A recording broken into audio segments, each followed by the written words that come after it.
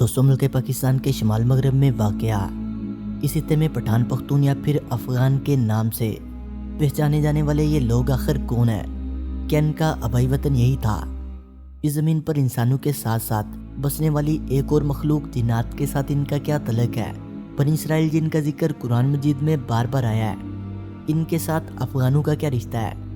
دوستوں، ویڈیو بہت انٹرسٹنگ ہونے والی ہے، اس لیے ویڈیو کو شروع سے لے کر آخر تک ضرور دیکھیے گا۔ دوستوں، پاکستان کے شمال مغرب میں رہنے والے یہ پٹھان کبھی یورپ کے میڈیٹرینین سی کے کنارے رہا کرتے تھے۔ کہا جاتا ہے کہ مسلسل ظلم و جبر کی وجہ سے یہ افغان وہاں سے ہجرت کر گئے۔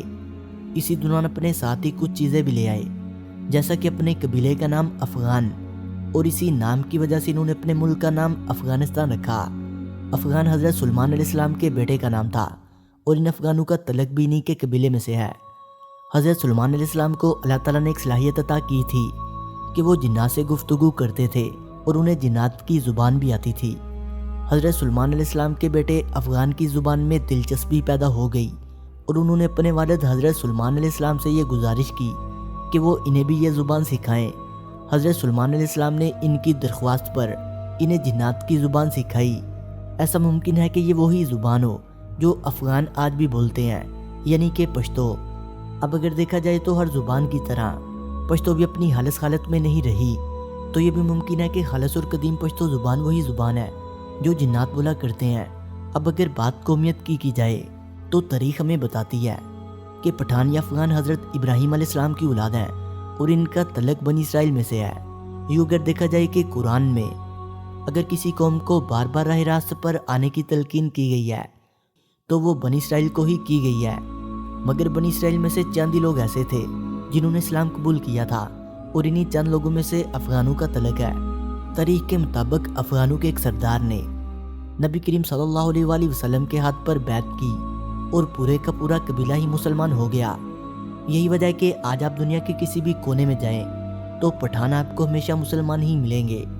ان کے بارے میں یہ بھی کہا جاتا ہے کہ مکہ مکرمہ کو فتح کرنے میں انہوں نے ایک کلیدی کردار ادا کیا تھا، یہاں تک کہ نبی کریم صلی اللہ علیہ وآلہ وسلم نے ان کے جہاد کی تعریف کی اور انہیں سخت جان کہا۔ روایات میں یہ بھی ملتا ہے کہ ان کا نام افغان سے پٹھان نبی کریم صلی اللہ علیہ وآلہ وسلم نے ہی رکھا تھا۔ آج بھی ہم اگر افغانستان اور پاکستان کے کچھ علاقوں میں جائیں تو وہاں ان کا ثقافتی اور روایتی نظام دیکھنے کو ملتا ہے۔ اس نظام کو پختون ولی کے نام سے جانا جاتا ہے۔ پختونوں کے جتنے بھی قبائل ہوں، ان میں یوں تو اسلامی شرعی نظام ہے، مگر پختون ولی نظام کو آج بھی لوگوں نے برقرار رکھا ہوا ہے۔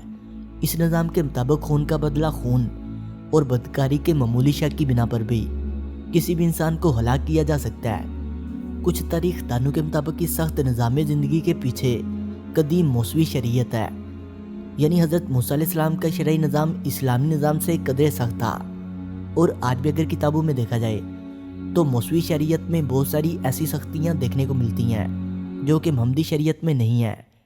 ایسا ممکن ہے کہ پختون ولی میں پائے جانے والے اصول کھوئی ہوئی موسوی شریعت کی وجہ سے ہوں۔ ایک اور حیران کن اتفاق یہ بھی ہے کہ حضرت موسیٰ علیہ السلام کے وقت میں اگر کسی سے انجانے میں کوئی قتل ہو جائے، یعنی وہ کسی کو مارنا چاہتا ہو، مگر حادثاتی طور پر اس سے کسی انسان کا قتل ہو جائے تو اسے اس علاقے سے نکال دیا جاتا تھا۔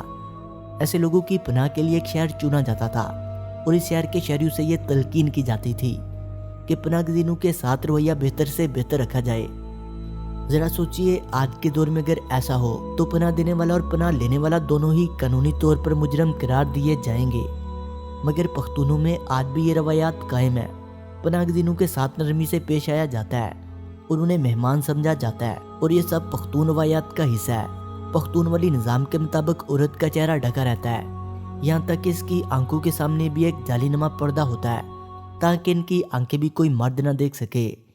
اس لیے افغانستان کے کچھ علاقوں میں عورت کو مرد صرف کنویں میں پانی بھرتے ہوئے ہی دیکھ سکتے ہیں، جب عورتوں نے اپنا آدھا چہرہ ڈھانپا ہوتا ہے یا پھر کبھی نہیں بھی ڈھانپا ہوتا۔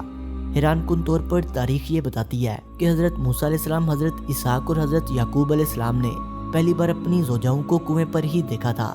اگر پٹھانوں اور بنی اسرائیل کے قبیلوں کی بات کریں تو ان کے قبائل کے نام میں بھی مماثلت پائی جاتی ہے۔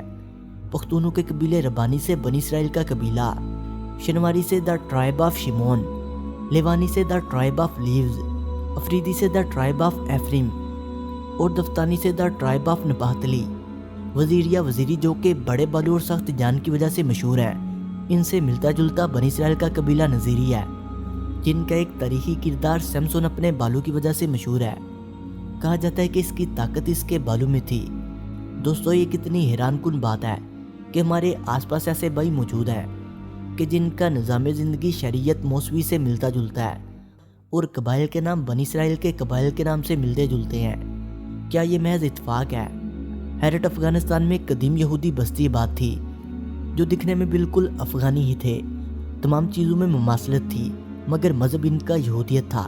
1980 کی دہائی میں سوویت یونین کی مداخلت کے بعد یہ لوگ یہاں سے چلے گئے، اور آج بھی یہ لوگ اسرائیل میں آباد ہیں، جنہیں آج بھی افغان جوز کمیونٹی کے نام سے جانا جاتا ہے۔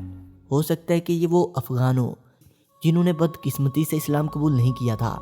افغانستان میں جہاں یہ لوگ رہا کرتے تھے، وہاں آج بھی ان کی قبروں پر یہودی مقدس صحیفہ کے نشانات موجود ہیں۔ دوستو، آج سے تقریباً 2300 سال پہلے افغانستان اور پاک و ہند کے کچھ علاقوں میں ایک بدھ مت کے ایک معروف رہنما اشوکا کی حکومت ہوا کرتی تھی۔ اس وقت ان لوگوں کی زبان سنسکرت تھی۔ افغانستان میں آج سے تقریباً 2300 سال قبل تعمیر کردہ پتھروں کی کچھ باقیات ملیں، جن کے اوپر کچھ لکھا ہوا تھا۔ شروع سے ہی یہ سمجھا جاتا تھا کہ پتھروں کے اوپر لکھے گئے الفاظ سنسکرتی زبان کے ہیں، مگر بعد میں تحقیق کے بعد یہ معلوم ہوا کہ یہ لکھائی قدیم ارامیک زبان میں ہے۔ یہ باقیات اس وقت کی دلیل ہے کہ یہاں پر بسنے والے لوگوں کی زبان وہی تھی جو کہ بنی اسرائیل کے لوگوں کی زبان تھی۔ اس کے علاوہ پاکستان کے شہر مردان میں بھی ایسے ہی پتھروں کی باقیات ملیں جن پر ارامیک زبان لکھی ہوئی تھی۔ یقیناً 2300 سال پہلے سے موجود یہ نشانات حیران کن ہیں۔ یہ بات بھی آپ کے علم میں ہونی چاہیے کہ آج بھی پاکستان اور افغانستان کے بیشتر علاقوں میں بولی جانے والی زبان پشتو، بنی اسرائیل میں بولی جانے والی زبان ہیبری زبان سے ملتی جلتی ہے، اور ان کے بے پناہ الفاظ ایک دوسرے سے مماثلت رکھتے ہیں۔ دوستو، ایک بہترین مسلمان ہونے کے لیے یہ ضروری تو نہیں کہ آپ کا تعلق کس نسل سے ہے۔ اس بات کو جاننے کے لیے پٹھان ایک بہترین مثال ہے۔ پٹھانوں نے نبی کریم صلی اللہ علیہ وسلم کے وقت سے لے کر آج تک دین اسلام کے لیے بے پناہ قربانیاں دی ہیں۔ ایسا ہو سکتا ہے کہ یہ سب وہم ہو جو ہمیں یہ سب کچھ سوچنے پر مجبور کر رہا ہو، اور یہ بھی ہو سکتا ہے کہ یہ نشانات صرف نشانات نہ ہوں اور چیخ چیخ کر تاریخی حقائق بیان کر رہی ہوں، مگر ایک بات تو طے ہے کہ یہ سب پختون قبائل بنی اسرائیل میں سے تو نہیں ہیں۔ ظاہری سی بات ہے کہ جب افغان قبائل یہاں پر آئے ہوں گے تو یہاں پہلے سے موجود کچھ قبائل ضرور ہوں گے جو آج صدیوں کا سفر طے کر کے ایک دوسرے میں اتنا گل مل چکے ہیں کہ ان دونوں کے بیچ افغان قبائل کو علیحدہ کرنا ناممکن ہو جائے گا۔ دوستوں، ویڈیو اچھی لگنے کی صورت میں سے لائک کریں، کمنٹ کریں اور اپنے دوستوں سے شیئر کریں، اور جنہوں نے ابھی تک ہمارے چینل فیکٹس ود شانی کو سبسکرائب نہیں کیا، وہ اسے سبسکرائب کرتے ہوئے بیل آئکن پر کلک کر کے آل نوٹیفیکیشن کو انیبل کر لیں۔ ملتے ہیں ایک نئی ویڈیو کے ساتھ، تب تک کے لیے خدا حافظ۔